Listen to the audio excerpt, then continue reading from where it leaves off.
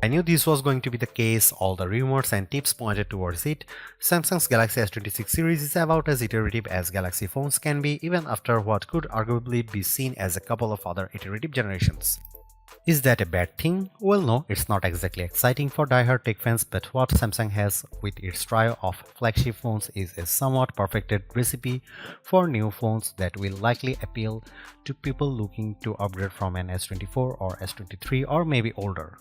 However, there are still some new extra ingredients that mean the Samsung Galaxy S26 Ultra sports a unique feature and a suite of upgrades that make it likely to be one of the most refined flagship phones of the year, and a surefire contender for a high spot on our best phones list.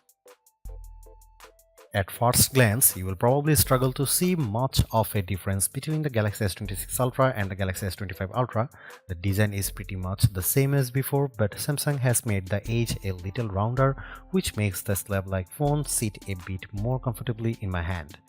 It is also a little slimmer than the S25 Ultra, which is appreciated but not exactly noticeable, and that comes as a result of the phone being around half a millimeter taller and wider.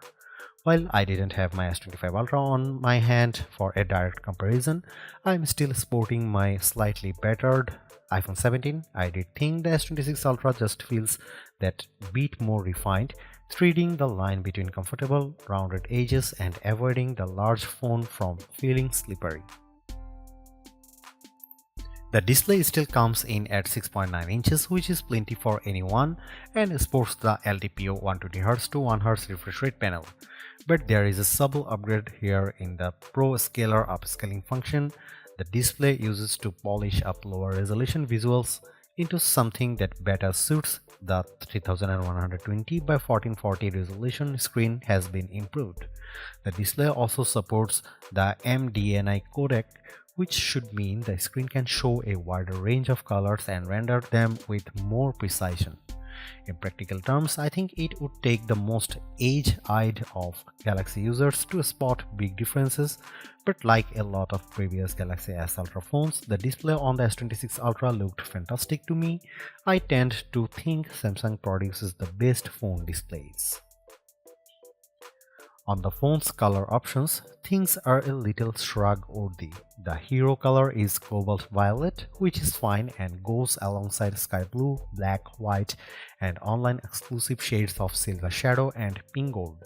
These colors are inoffensive for a large phone, but after the orange iPhone 16 Pro, I do feel Samsung could even pushed the boat out a bit. I'd have loved a punchy green option, maybe British racing green. Look under the hood of the Galaxy S26 Ultra, you will find a 3nm Qualcomm Snapdragon 8 Elite Gen 5 for Galaxy chipset. Naturally, this brings in a performance boost for CPU, GPU and NPU elements of the chip, but there's something here right now to truly write home about. I didn't get to see whether Qualcomm's latest slice of high-end mobile silicon drastically improved gaming on the Galaxy S26 Ultra, but improved NPU performance should mean snappier artificial intelligence features without the need to tap into the cloud. Proper testing and deeper benchmarks will tell the full story, but expect the Galaxy S26 Ultra to rub shoulders with Apple's A19 Pro chip in the iPhone 17 Pro Max and perhaps whatever chip comes loaded into a next-gen iPhone later this year. There is a redesigned vapor chamber which is larger and is 21% more efficient in heat dissipation than before, so that should be a boon to mobile gamers and power users. And that should also help with battery longevity, especially as the S26 Ultra sticks to the 5000 mAh of its predecessor. But there is now super fast charging 3.0 that should charge the battery from 0 to 75% in 30 minutes, and super fast wireless charging offers faster wire-free battery juicing. Much as before, there are storage options of 256GB, 512GB and 1TB, but this time opting for the largest option will net users 16GB of RAM rather than 12GB. I can't say I have ever thought too much about extra RAM on phones, but as they embrace more AI features and functions, more memory should make for a snappier smart smartphone. All in all, there is a lot of what one would expect from a flagship Samsung phone, but I didn't get the impression that the performance on offer will be partially noticeable over that of the S25 or S24 Ultra models. The suite of rear cameras for the Galaxy S26 Ultra haven't got any major upgrades in terms of hardware, though the 200 megapixel camera can capture 47% brighter shots and the 50 megapixel telephoto can snap 37% brighter photos. This means a boost to night photography and video capture, which is always appreciated as there is gain to be had in low light photography and image processing.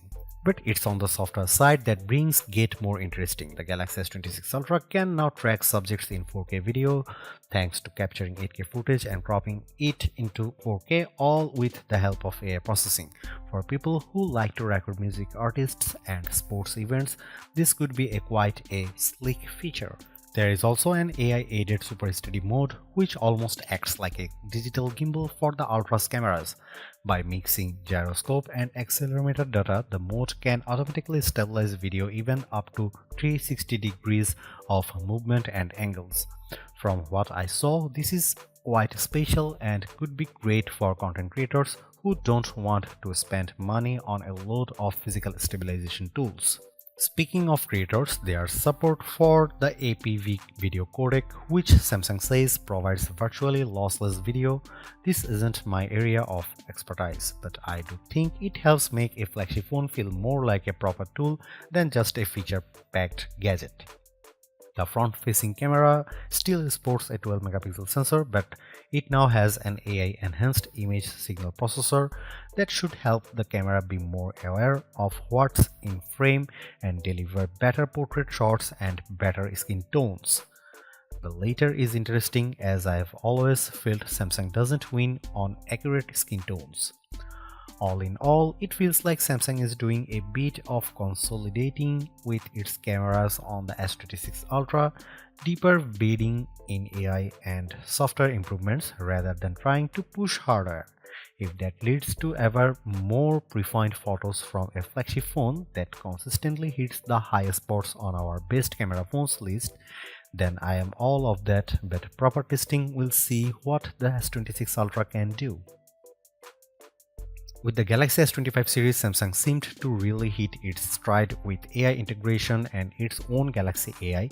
Now with the Galaxy S26 Ultra, it feels like Samsung has a proper AI phone thanks to smarter tools, upgrades and deeper AI integration. On the upgrade side, Photo Assist has been given a shot of smarts in that objects can be added to photos via natural language prompts, so you can simply ask for something to be generated and added to a scene without having to go and create an asset. But if you need to do the latter, then the Creative Studio tool can do that, generating things like stickers, image templates, invitations and more via prompts, which can then be shared. Circle to Search, which isn't exclusive to Samsung phones but I believe will debut with upgrades on the S26 family, can now recognize multiple objects that have been circled, which could be a big upgrade. I didn't get a chance to really get a feel for this, but Circle to Search has impressed me a lot before.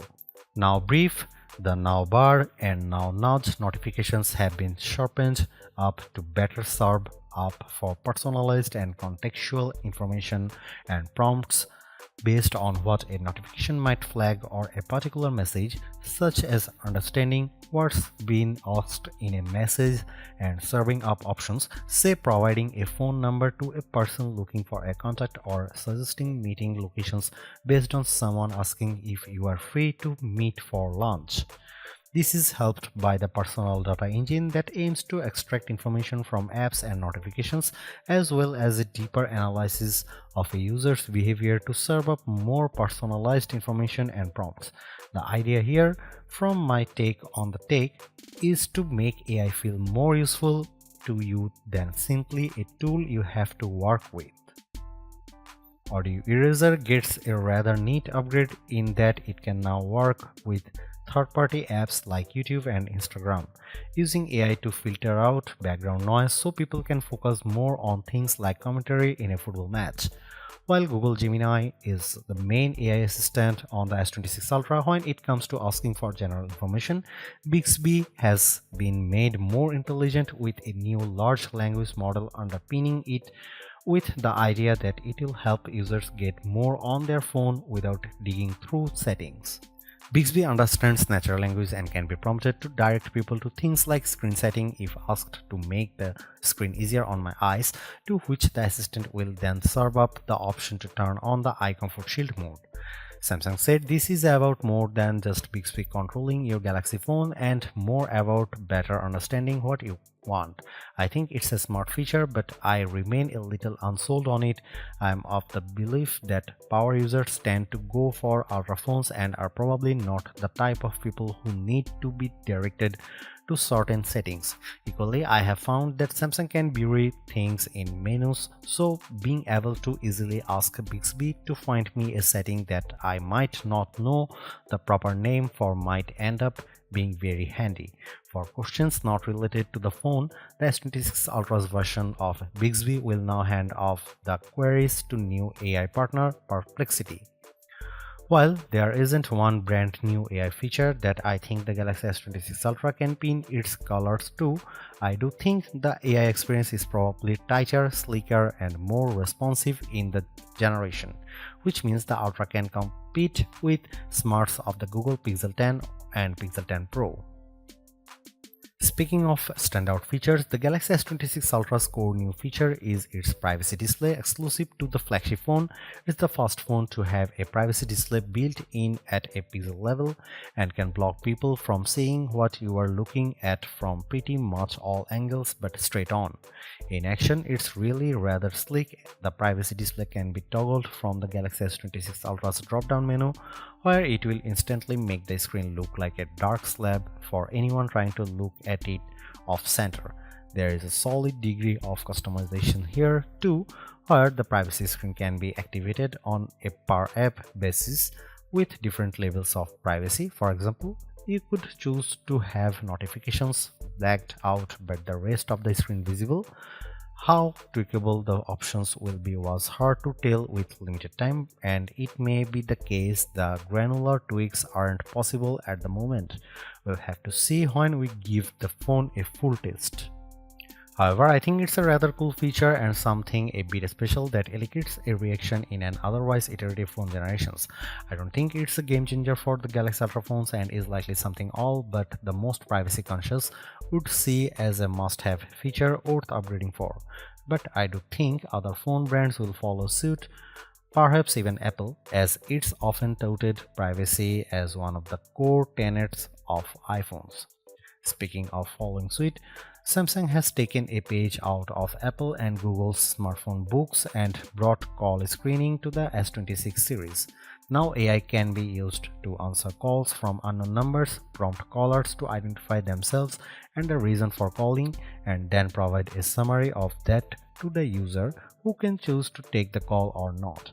It might not be an original Samsung idea, but such smart call screening is definitely a good addition to the AI mix on the Galaxy S26 Ultra. And for anyone worrying on the AI features and tools having access to a lot of personal data, there is the option to control how much access AI has to your information at a system level as well as an app-by-app basis. Samsung makes good phones, and with the Galaxy S series it makes great phones. I don't think that has changed with the Galaxy S26 Ultra or its stablemates. It might be the most iterative generation of Galaxy S phones I can think of, but with the Galaxy S26 Ultra, Samsung has taken its best phone and made it just that little bit better.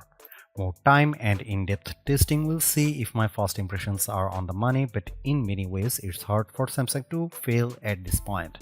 Better AI integration, camera performance tweaks, more power, and that new privacy display make the Galaxy S26 Ultra a true contender for Phone of the Year. I don't think you need to get a pre-order in if you have a Galaxy S25 Ultra or indeed a OnePlus 15 or Pixel 10 Pro, but if you are at the end of a carrier contract and I have a Galaxy S24 Ultra or are looking to upgrade from a Galaxy S23 Ultra, then the Galaxy S26 Ultra is shaping up to be a phone well worth your consideration. Ultimately, I was left somewhat bored by the Galaxy S26 Ultra as a vehicle for phone innovation, even with a privacy screen that's ripe for copying, but I do have to tip my metaphorical hat to it as being a refined take on an already excellent smartphone formula.